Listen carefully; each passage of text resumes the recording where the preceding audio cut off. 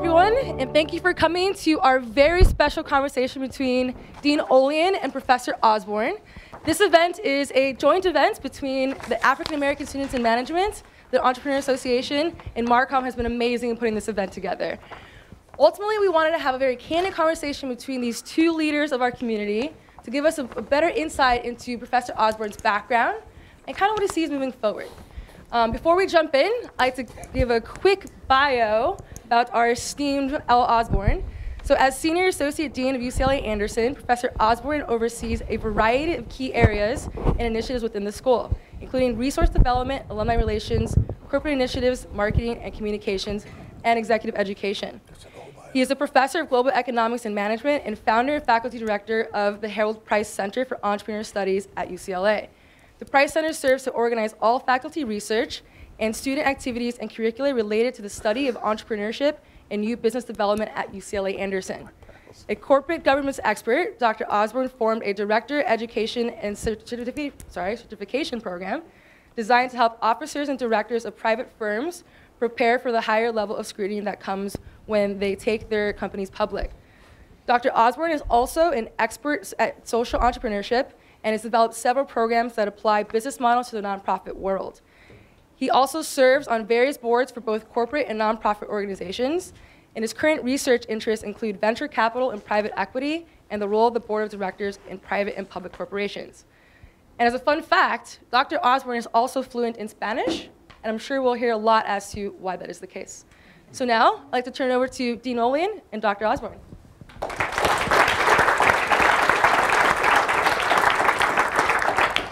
Jessica, thank you, and thank you for being such a force behind this series, and we really value it. And there is standing room only here for the legend that we're about to talk to, Al Osborne. I'm not dead yet, Judy. Yeah. And Al, just in case anyone missed your socks, do you want to show them off again? There we go. Those are very muted for Professor Osborne. But they're highly coordinated with my Jerry Garcia tie. So this is a very fun event for me to do because I've had, traveled with Al, hosted a couple of drinks with Al, and I thought I knew Al well, and there is some old-time faculty there. Please don't sue me or anything, but but people here who've known Al for a long time, and I wonder whether we'll find out any new facts I did about Al. And really, we want to find out about Al's background and really how his experiences, his life, has shaped his point of view. So let's start from the beginning, from your roots, family, country, values.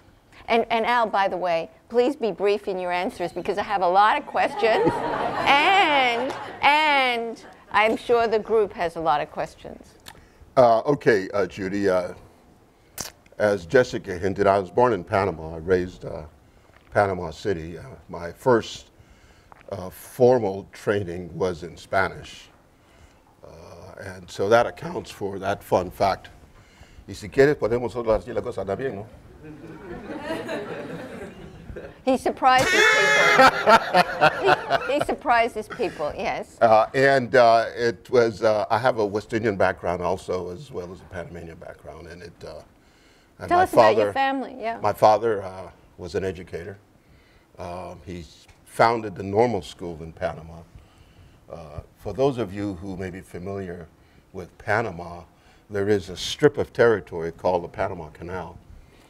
And the Panama Canal Zone, which very much was a American outpost. It was a plantation-type society in which the governor of the Panama Canal Company was a major general in the United States Corps of Engineers, and it was very much run like a plantation. And it would simply mean that the area, as we think about Black History Month, was somewhat segregated. There was so there was that whole part of that I knew about, but because I grew up in Panama, I didn't live it. I have two sisters. They've passed. I have a brother who wonders why I haven't retired, because he's younger, and he is retired. And lives in Panama. And lives in Panama for a portion of the time. But I had a terrific upbringing in Panama.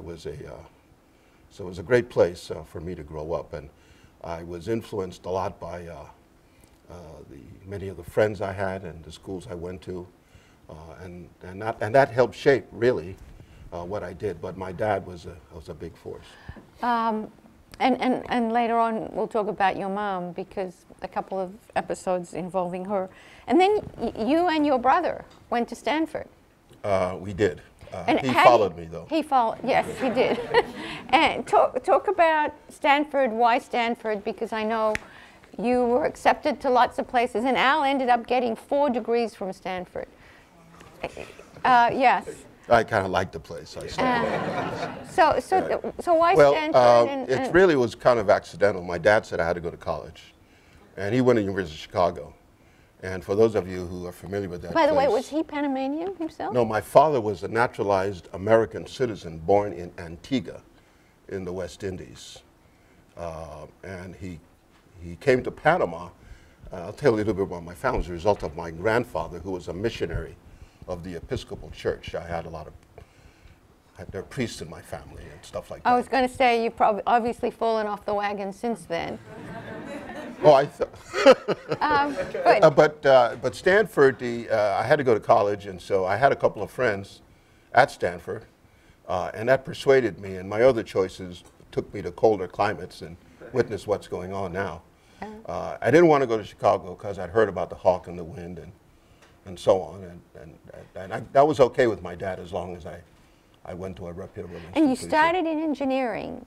Electrical engineering. Electrical engineering, and why? How has that? No, not why, but how has that shaped your thinking today? Great question. I think an engineering education has helped me in the field I ultimately went into, economics, the analytical thinking. But I chose engineering because I had a dream of wanting to return to Panama, which didn't happen, but we'll talk about that too, if you like.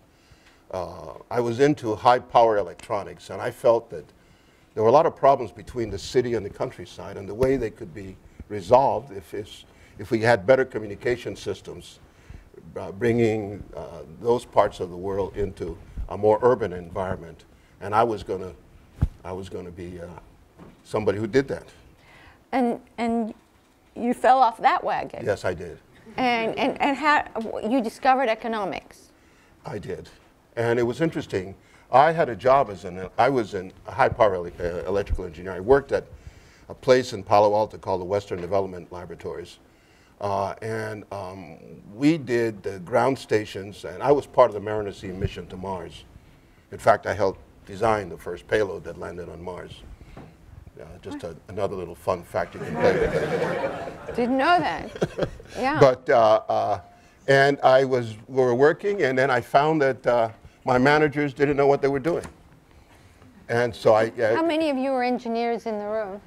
I was in That's that story that you're coming. I was in engineering. Like we did our job, and I found myself ordering parts, wasting my time, and I said to my manager, "What are we going to do? I mean, I want something to do." And he said, well, we're waiting. And what they were doing was warehousing engineers for the next government contract. And I said, well, later on this.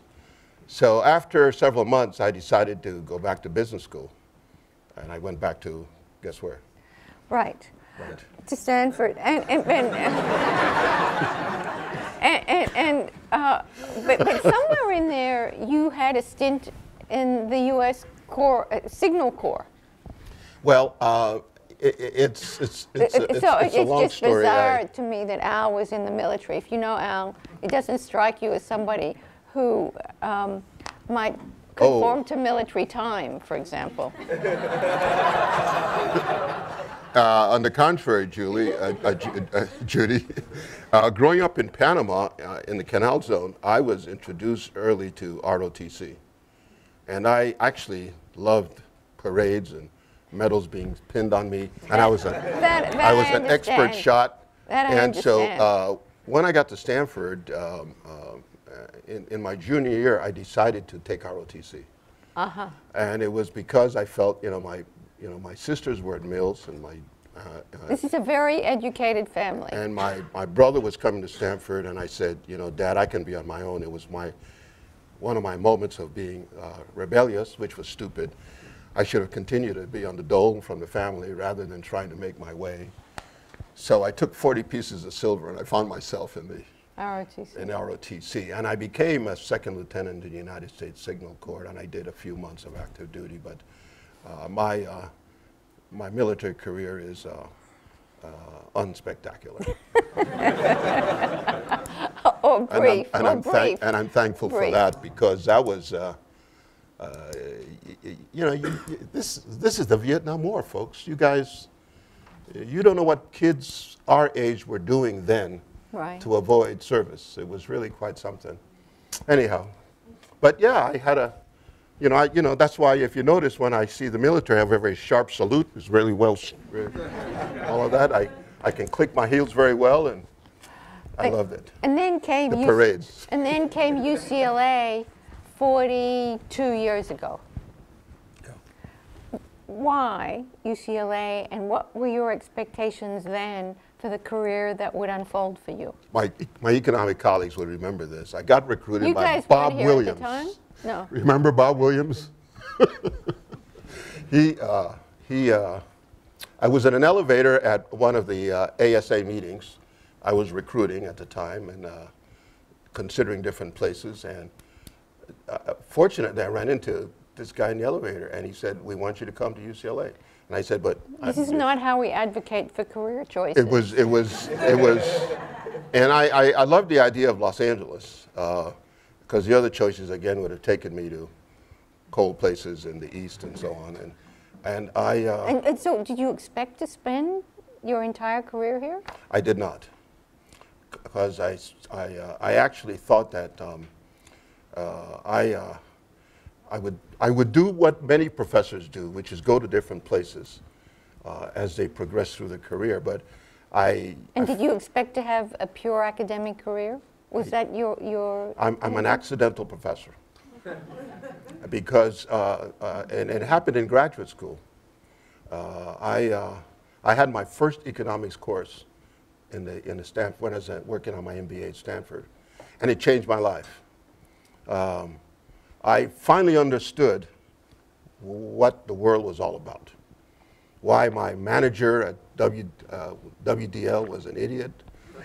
I understood productivity, competition, prices, demand, supply, elasticities, just things that you guys are learning in 405. I had a 405 experience that transformed me. So I had to get a PhD in economics right after that. And it's changed my life, and it's become how I look at the world. Indeed, and in fact, many of our strategic decisions, Al reduces to kind of Econ 101. And then somewhere along the way, you became tenured along the way, but you went to the SEC and became the world's expert on Rule 144D, I believe. A very narrow part of history. But it speaks to your whole view of entrepreneurship. Yeah. So talk about that. Okay. And by the way, you might want to turn just a little, because there are folks that are clamoring to see you there too.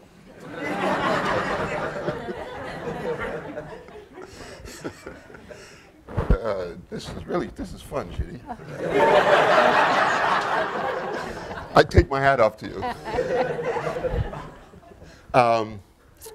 I got to the SEC. You may remember the dean at the time was Harold Williams. I don't remember, but somebody does. Yes. I'm too young. And I joined the faculty here in '72, and fortunate, I had a chance to go to the Brookings Institution as a fellow, economic fellow. And because I was interested in capital market issues, I had a choice of where I went. Could have gone to the Fed. I didn't like macro that much, but I was okay.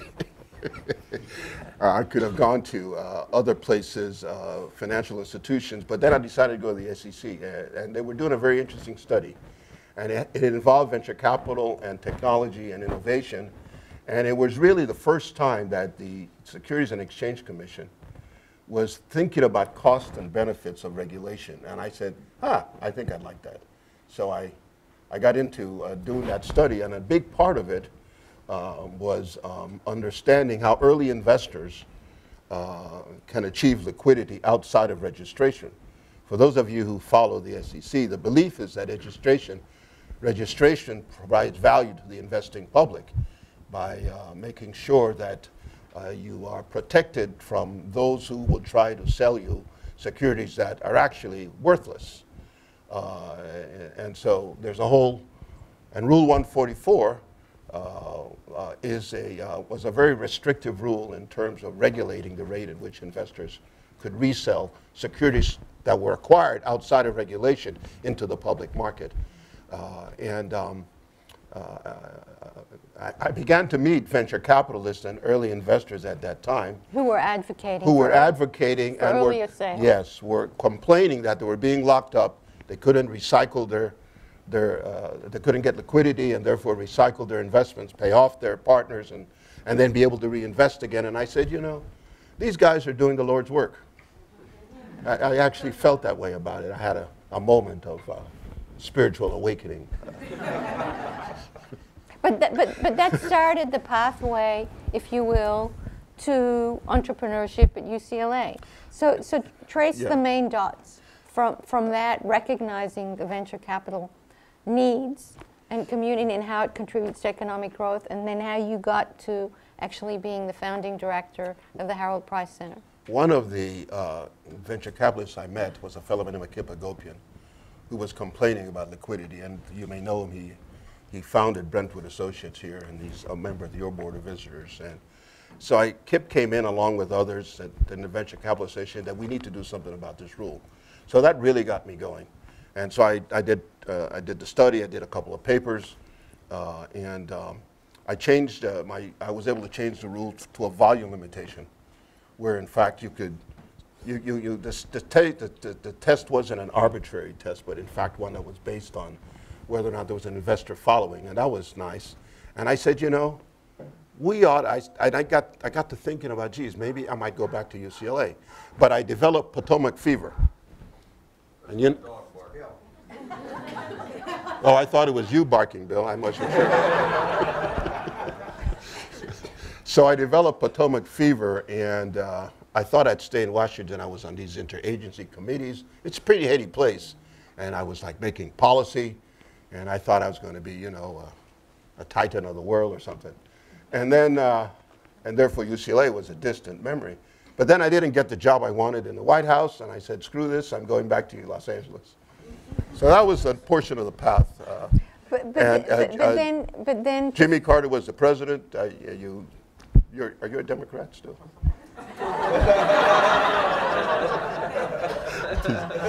And I came back here, and it was really wonderful. Clay LaForce was the dean, and I had a chance to, you guys had made the mistake back in '78 while I was at the SEC in giving me tenure. So I was tenured in '78, and I came back in '80. And at that time, I don't know what the rule is. You can only be away for 2 years. Same rule? Mm-hmm. No progress has been made? I believe I'm interviewing you, Al. Okay. But I really realized that the future of our country relied on innovation, on entrepreneurial growth, and the ability of investors to recycle their money. And I said, you know, our students need to know about that stuff. We didn't have a real entrepreneurship program here. There was a professor here who did Hans Scholhammer, who did teach an entrepreneurship course, and he was like the only person. And I said, you know, we really ought to make this a bigger presence. And ultimately, you attracted Harold Price, or he attracted. I mean, it was a great match. Yeah, there's a little story there too with Mr. Price, he went to Penn, but he felt that his education at Penn lacked an important connection to the business community, and he felt that he'd like to support student programming that brought business men and women into the academy and enriched the academic experience with some applied and practical experiences. And he felt that was missing, and he wanted to help Wharton, but they didn't want to take his money. And so he said, well, And I happen to know his financial advisor, just a coincidence. And he said, well, let's go talk to Osborne. And I said, of course, we'll take your money. And it started there. Yeah. And I'm not going to get into all of the amazing programs of the Price Center, but the Price Center has been truly transformative, not just in terms of an educational opportunity here for our students, but also the outreach that the Price Center has engaged in to so many levers in the community that create new ventures, that create growth opportunities for people who want to set up their own businesses. But you've also branched out with the Price Center, with Elaine, into social entrepreneurship. So first of all, define it, and then talk about what motivated you to do that, what drove you to do that. Okay. I think social entrepreneurship is really no different than any effort to create value for some set of customers in society. The only issue is somebody that is inspired to do something from a social point of view is mission-oriented. And the mission and what that develops is where the value, and it is difficult to denominate in dollars and cents. But you still want all of the excellence that you bring to bringing about a mission and a goal and objectives and so on to be what you do. And so social entrepreneurship then is just a mission-driven as opposed to, say, financially driven from a profit point of view. That's how I define it. And that is the way in which we develop these programs that you alluded to. We started with a management development for entrepreneurs program where we were dealing with entrepreneurs who didn't have the benefit of coming to business school, but were out there trying to do it. And we offered that program starting in 1991 in partnership with California Utilities that financed it. And I must say that that was really one of my early experiences in trying to bring about a group of diverse business owners into our space to be part of our educational experience so that they could then work in the supply chain of the utilities in California that were trying to diversify and bring about a little bit of color, if you will, to those who participated in their spend. And at the same time, it attracted Johnson & Johnson, who has become a major supporter to our social entrepreneurship initiatives in the Price Center, the work we do with Head Start, whose business is the early development of children. But you'd want them to be run efficiently the way you would, in any way you denominate success and measure the metrics of those things. Our work with community executive directors of community clinics, our work in Africa for those in the AIDS HIV supply chain. Veterans with disabilities. Our work that, and a lot of this, some of I've been privileged to work with Elaine Hagan, as you know, who's really been key in bringing a lot of these, including our work with veterans with disabilities. And all of it has a common core. I mean, you have to be strategic about what you do. It's just a question of the industry you're in and trying to understand the external environment and the forces of competition and what customers are looking for as to how you align. I'm talking too much? No, it stopped. Here is a factoid that some of you may not know. In 1976, you wrote a book called Emerging Issues in Black Economic Development. And I think that was well before anyone was really focused on market segmentation, especially around underserved communities. So what do you think you learned then that's applicable today in writing that book?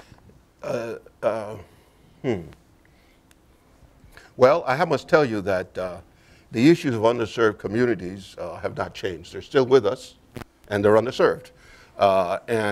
There's issue of access, and there's issues of developing the human capital. Forget about whether or not you have the financial capital to be able to grow, prosper, and generate profits.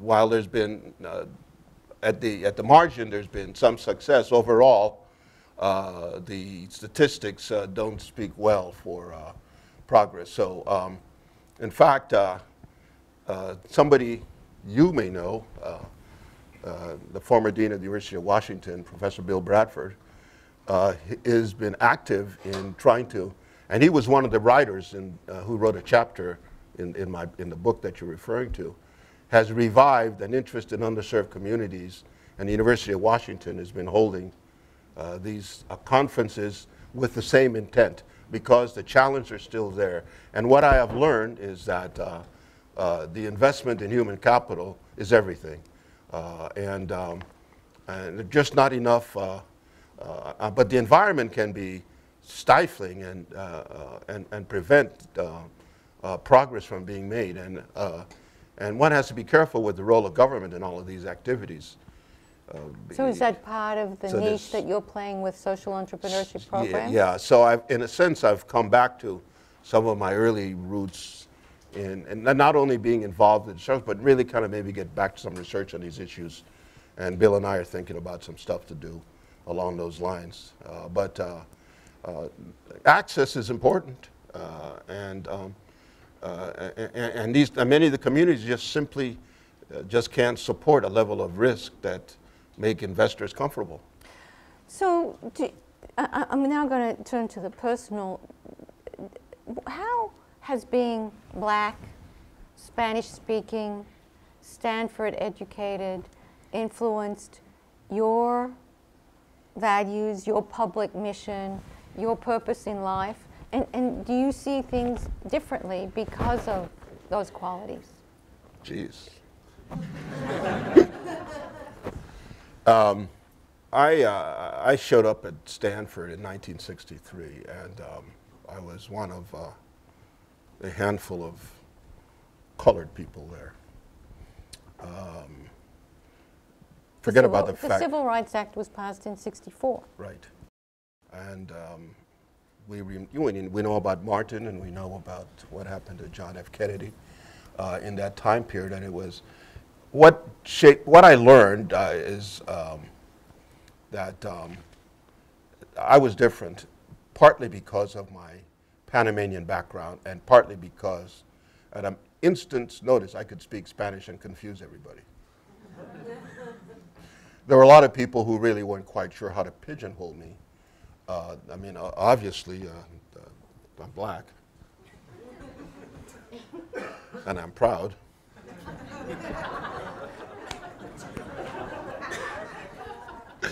But the Spanish thing confuses a lot of people, and I learned early on that how people thought about you had a lot to do with whether or not you're going to allow yourself to be a victim, or you were going to take charge of the situations. And that was one of the things that I think I learned from my mother, that because she wouldn't hesitate to speak Spanish in a situation that really confused people. She was also West Indian. Because she was Panamanian. Panamanian.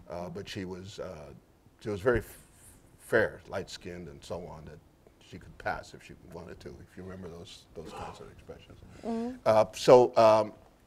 I think that I must say that discrimination, and although I haven't experienced it a lot, when I've experienced it, it's been frightening.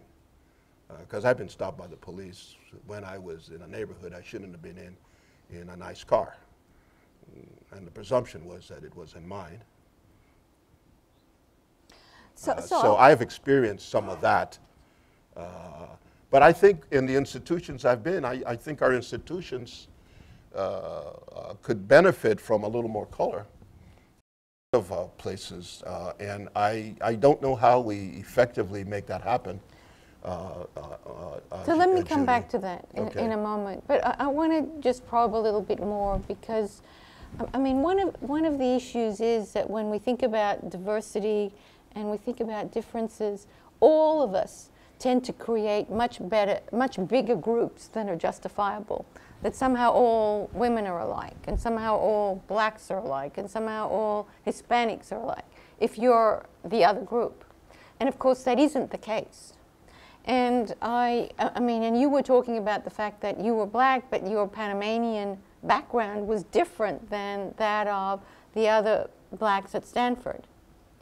And I know about this story of when the dean there sent you and others to the South for a registration drive, and how shocked you were. So talk about that.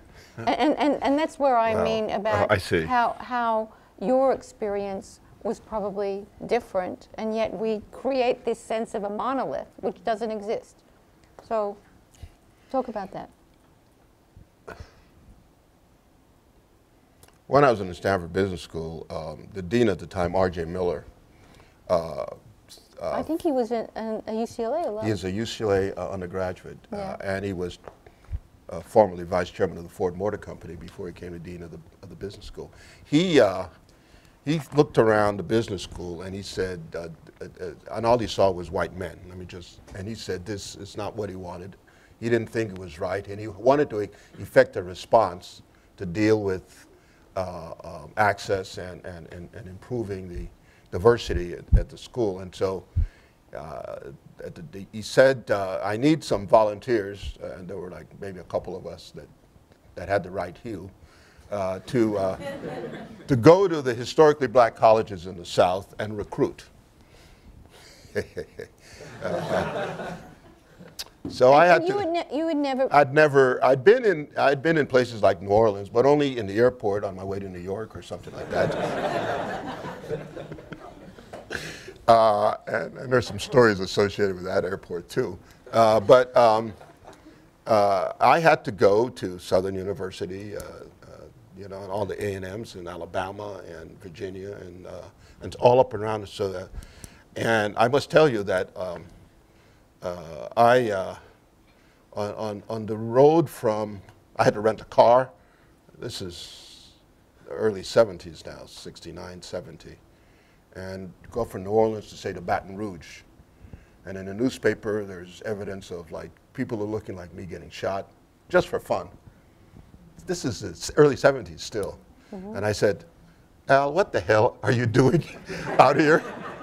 I mean, you're far more rational. This is a totally irrational thing to do, except the fact that I somehow tried to value my commitment to the mission, try to see it was worth my while, and try to figure out the probability that I'll get shot and that sort of thing. But it was even a shock to you. It was a shock to me, and it was a particular shock when I had to cross a picket line. I never forget staying at the Holiday Inn in Baton Rouge and trying to then go to Southern University to recruit, and I had to try to say to the union people, all of them who were black, and who were protesting low wages and all that stuff, I said, hey man, listen. And I tried to put on my best. Hey man, I'm not into this deal, blah, blah, blah. I'm here to try to recruit people to get an education, you know what I mean, and I try to relate to people. And they looked at me skeptically. I didn't have to pull out my Spanish at the time, though. And I just said, so if it's all right with you, I'm just here for a night. Can I cross the picket line and not offend you? I actually asked for permission. And I didn't think I would get it. So I was thinking I'd have to sleep in the car, and it was uncomfortable. It was a small car, and I'm a big guy. But I thought it would be, then I thought about just sleeping in a car and being awakened in the middle of the night by forces that I didn't know anything about. But they let me through. But I could feel the tension of what some folks may experience should they find themselves in that situation. I'm a big believer in civil rights. I don't like the idea of somebody thinking they can hang me and get away with it. That disturbs me a little bit. But on the other hand, I'm sort of kind of a little conservative in sort of my economics view of things, and I really do believe that we need to we really do need to make the economic possibilities greater for everybody. And I think the social welfare would benefit, and we'll all be better off. And I used to study welfare economics, and I actually believe that. But it requires that people have education, information, access, frictionless society, and it was very hard when you're dealing with discrimination that is really so threatening. So a couple more quick questions, and then I'll turn it over to you. So Al, you touched on this, and I have to say, as the dean here and you as the senior associate dean, we are not where we need to be in terms of representation at UCLA Anderson among faculty, among students, and representation of all kinds of underrepresented groups. And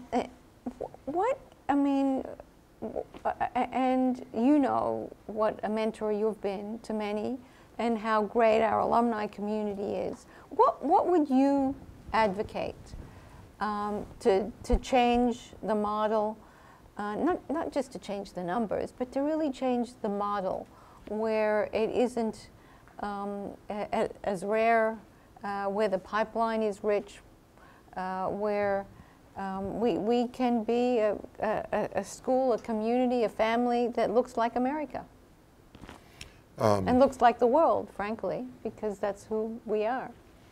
It's not an easy question to answer, Judy. And you know, you are at UCLA. You're in the same situation at other institutions where there's no supply that can be viewed as being diverse.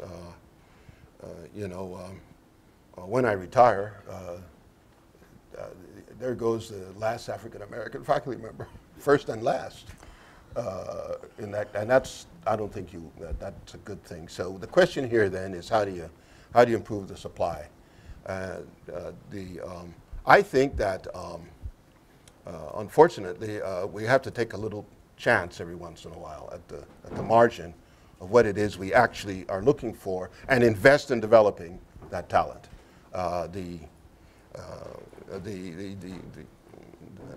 Many businesses do well, not necessarily by always having the stars, but taking someone who could be a star that maybe is going to work harder and actually investing in them. You see that if you follow the NBA and the basketball teams that actually win. The ones with stars sometimes are not as productive. Same thing with football teams.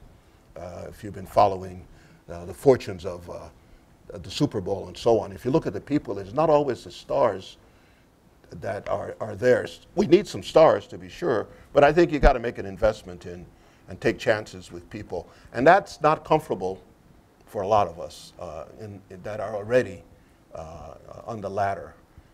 And for the few that are available, the competition is intense.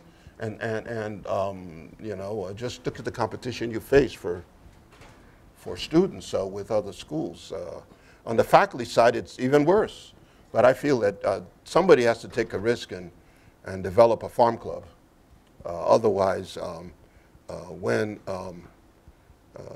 General Santana actually takes hold in California, and I'm referring to the rise of the Hispanic population, which will be the majority here, and he'll take over California and he'll not fire a shot, unlike the last effort. Así que les aviso a ustedes que hablan español porque viene el general Santana y él será el dueño de California. Meaning we all have to speak Spanish. Meaning it would help. Yeah. You know, I kid a little bit about that, but I really think that the change in demographic is something that it is uncomfortable, but it's happening. It's going to happen.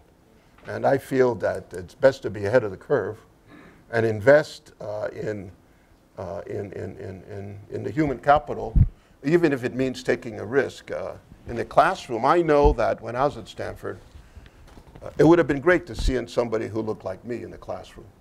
And I know it's an issue from ethnicity, it's an issue with gender, because what it does, it creates possibilities. You create the chance for mentors and models. And for, you know, I can be just like Judy, even though I was born in Australia and I had a terrible time up here on the walking about and so on, you know. The walkabout. Oh, yes. Okay. So let me just close a little bit and talk about sharing success. I mean, you've mentored so many people over the years. Students, alumni, people in the community, help them get started. What distill, take 2 or 3 of the common denominator nuggets that you say to these people whom you mentor? You can do it. Failure is not an option. a lot of it is self-confidence and willing to know that if you fail, the world isn't over, but you can learn from it. And that's kind of the way I look at things. So those are two or three of the That was the things. two. Another one. Don't be afraid to ask difficult questions, and don't be afraid to go talk to people who you think may be supportive, because they may well share their success with you, and may be approachable, even though you may not think so. So I think finding people whose shadow you may want to be living in for a while is helpful. I had a couple of mentors too that made a difference in my life. Which ones? My father was Hugely influential. Was hugely influential. Others? I had a chance to get to know Franklin Murphy here, who Murphy Gardens, when he was chairman of the Times Mirror Company, and and we haven't talked about my board experience. We haven't. He got me. I mean, it was him that I became the director of the Times Mirror Company. Al was the youngest director of Times Mirror at 36. And since has served on 30 boards, but Franklin Murphy. Franklin was. He was the president, the chancellor here. He was chairman of the Times Mirror Company, and he, in his own right, was a Renaissance man. I mean, there's no culture in L.A. that Franklin didn't touch, and with the Chandlers and so on. But I could see why he was successful, and I wanted to learn from him, and he was kind enough to help me in that process. You know, one of the things that Al has said that I feel is profound and very inspirational is that bad things are not done by bad people. It's because the good people are silent. And Al says that a lot. A lot, and it's a great reminder. Bad things are not done by bad. There are some bad things that are done by bad people, but a lot of bad things happen because the good people are silent. And there are more good people than bad people. And if we rise up when it's necessary, the world would be a better place. And there'd not be as much harm and damage as we sometimes have to go through before we say enough.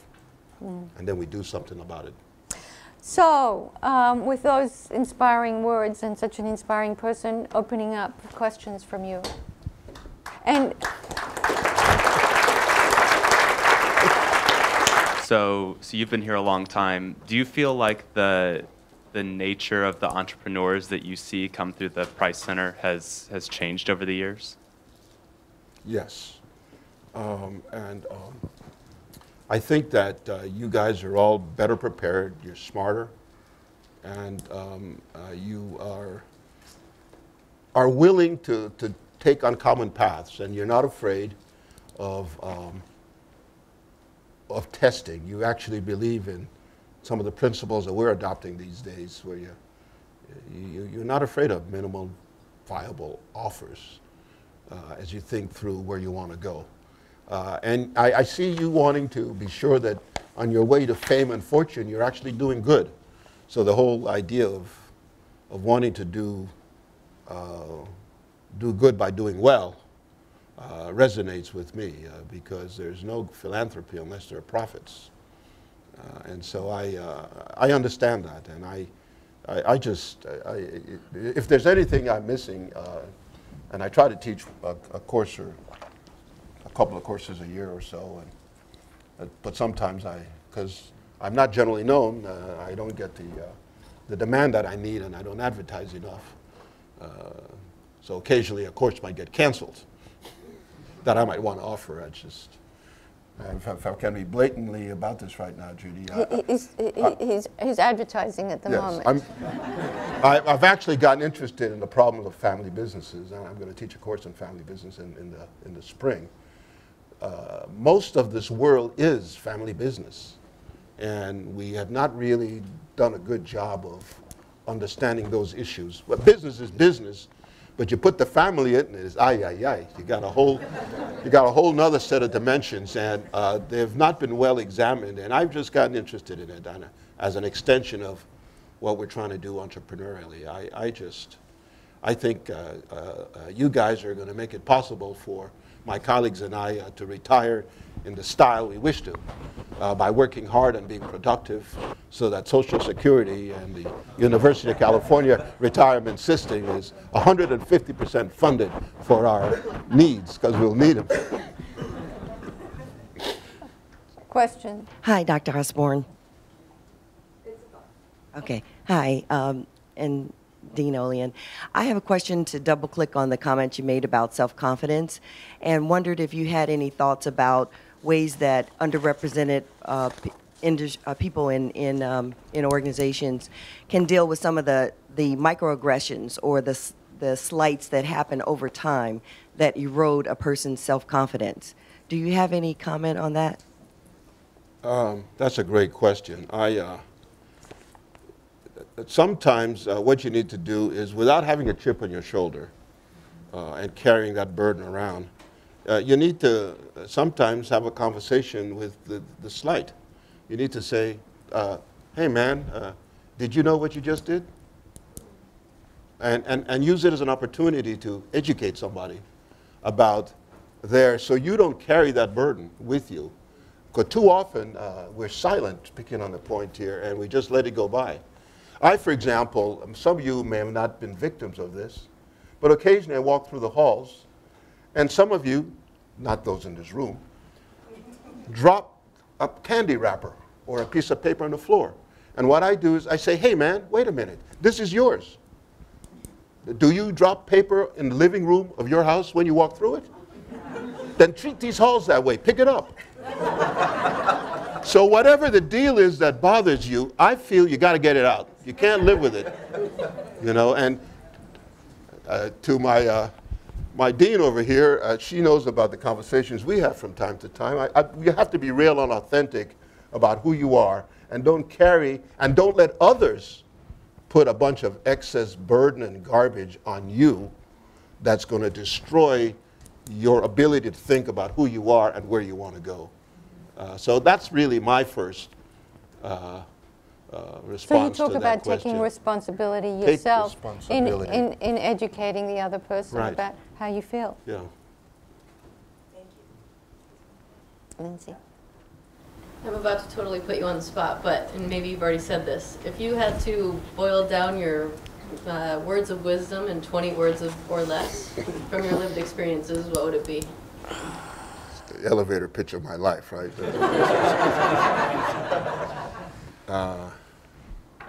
I said, don't take yourself seriously, but be serious about what you do. Laugh, you live longer. Don't let stress ruin your ability to move forward.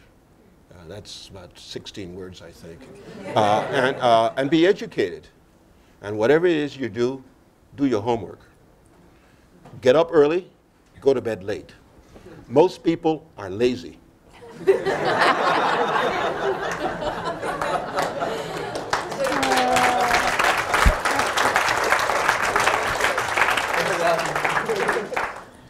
Hi, thank you again for being here. You know, there's a lot of talk about nonprofit and for-profit converging recently. I kind of want your perspective on where the two industries are going. You know, are things going to shift more to corporate social impact, and is there still a place for nonprofit? And as a secondary question, where do you see as the growth of training for people who want to do nonprofit management? There's a lot of questions there, Judy. We can distill it to two. Let me start with the bottom one. I really believe that the best training for anybody who seeks a career in management, whether it's nonprofit or profit, is in a business school.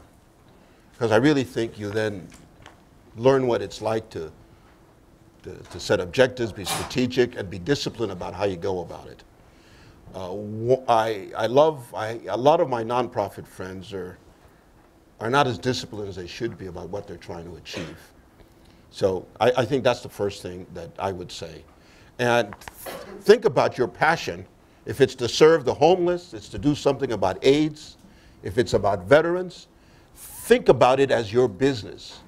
I spent the last several years in the Price Center in working with marvelous group of professionals who have come from social welfare or education backgrounds working in Head Start, early childhood development. Their business is the social development of children. It's a business. It's not a hobby. And I am trying real hard for them to think about it the way an entrepreneur would in developing the value by being disciplined and rigorous about how they think about the things they're trying to achieve and putting metrics behind them.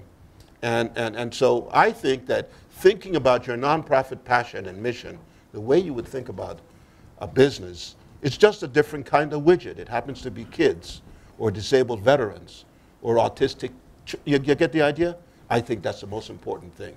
And as to the convergence, if you look at the new generation of do-gooders, that's not the way I want to say it, of those who have accumulated wealth and want to do good, they are being very disciplined. The Gates Foundation, for example, and very disciplined in where they put their dollars for charity, and they're looking for results. And they really want to change the world. And they are going to back people with your kind of training as you pursue your mission. Question here? Professor Osborne, thank you for being here. Question about personal branding. So when you get that confidence, you have to brand yourself and to become a person that everyone talks about. And what did you do to fine-tune that quality? At what stage in your life that you realized that this is how I want to be coming across when people talk about me? I started wearing hats. No, but that's interesting. That is a brand that Al is known for. But there's a lot more under the hat. And before I started wearing hats a lot, I used to wear like very colorful ties. But then Cochran started wearing colorful ties, and I said, I don't need to do that anymore. You raise a very serious question. I think you sort of begin to feel it as you feel your personal. I believe in personal power. A lot of us rely on position power to be who we are. And once you let that go and become your person, as you have conversations or do other things, you begin to feel that there's a there for you, and that's empowering. And I started to feel that once I had a framework for looking at the world. And that framework was when I adopted economics as my lens on life. And you know, it's sometimes troubling. It's not necessarily what a lot of people believe, because economists have a very decided view of how they see things, and it served me well. Now, that doesn't mean that I'm not kind and a gentle person and occasionally change my utility function to include other things than real goods or real prices. Yeah, I do that. But it really, that was in business school. And what were you known for? Because Al has been on so many major boards. What did you become known for as a person who serves on boards? What's your brand there?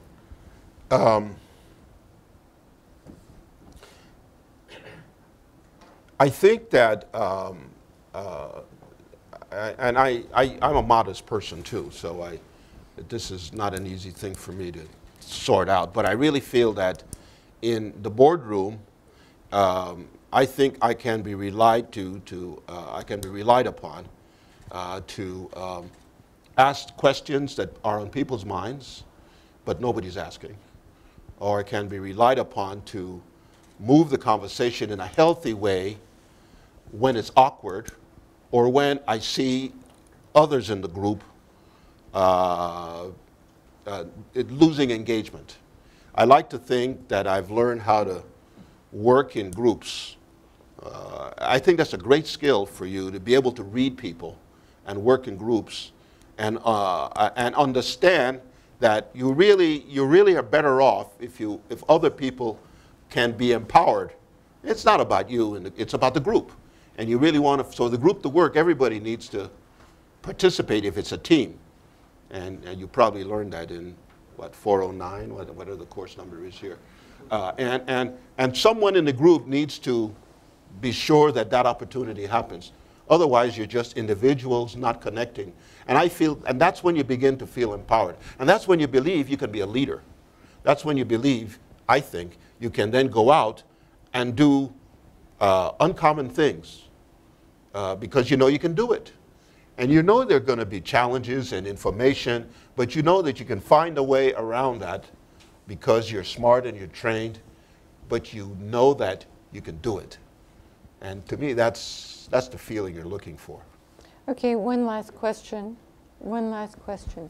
Thank you, Dean Olian, and of course, Professor Osborne.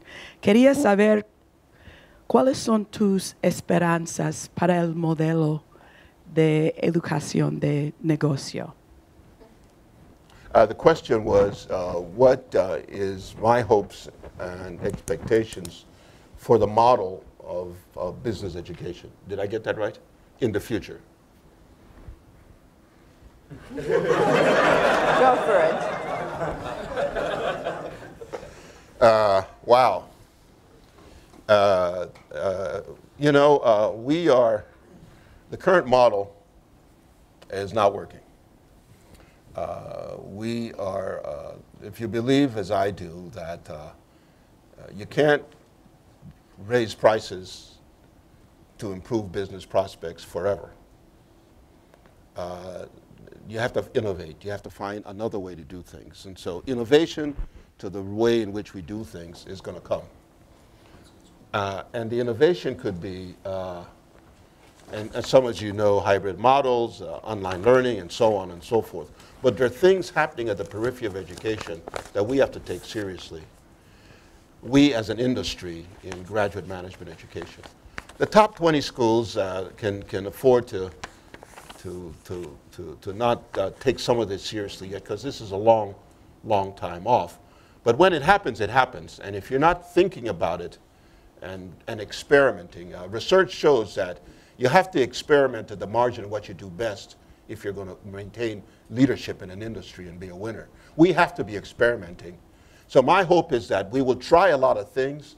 They will not always work, but we would learn about what to do, what not to do, and anticipate sort of what, quote, other competitive. So my hope is that the model adopts the learnings from what's going on at the periphery in a way. Imagine, for example, the very best professor on economics in Latin America, Professor Sebastian Edwards, is in a MOOC, and he gives the lecture to every business program in the world.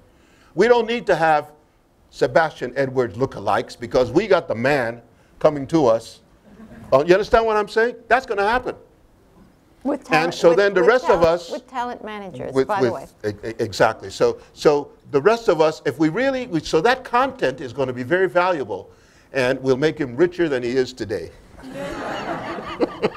Well, yeah. But think about what that means then for what the rest of us have to do. Yeah. Who may be economists or think so we wind up then in a world in which we're able to add value in a very different way because maybe 80% of the value is being dealt with by the very best person in the world to do that. I've seen this being done in elementary education now. Unless the value is also elsewhere, which is, of course... being here with each other, exactly. Which is another source of value. So that's not going to go away because actually it's going to be very important because you learn a great deal from each other in a setting where teams can work. I've seen that work in third grade education where we got the very best math teacher working, but the teacher then now in the room, because of union problems, you can't get rid of them, has to become a coach. Has to become a coach. And then everybody else sort of works with each other. And you use technology. And it's amazing what the new technology can do. And I'm not a Luddite, but I'm not on the edge of technology. Like my son, you're at the edge of technology, aren't you? Well, Sebastian is, yes. So, for teaching technology. Okay, my last question, Alan, it's a bit like a Barbara Walters question, what do you want on your tombstone or on the tree or whatever. But it isn't that. It is, Al, what's in the next for you? Sharing success, thinking fearlessly. You do all of that. You do all of that already. And you certainly drive change. I feel very blessed, and life has been terrific, and you should laugh at yourself a lot as you go through this, because I think it's so some of all of that is in my future as I continue. I hope that I have a... Al is married for 32 years to an Anderson alum. That is correct. And great family. I will want to continue provoking entrepreneurs, creating experiences, if I'm in this environment, that add value to the human capital they're trying to, because we need them. We need them for growth and employment, and we need them to be successful. So I still am very much involved in the Silicon Beach world. Personally, I want to, like I'm doing a family business thing. I mean, I don't have to invent a new course at my age. I have nothing to prove, but except I see a need. And so my whole philosophy has always been to try to leave where you're at a little better than you found it by doing what you think might add value and make somebody else better off. And in that process, society gains. And so that's how I hope to continue, Judy. Thank you for having left us and will leave us way better off, for inspiring us for 42 years, and for being my mentor too. So Al, thank you for everything. I'm just on your coattails, Judy.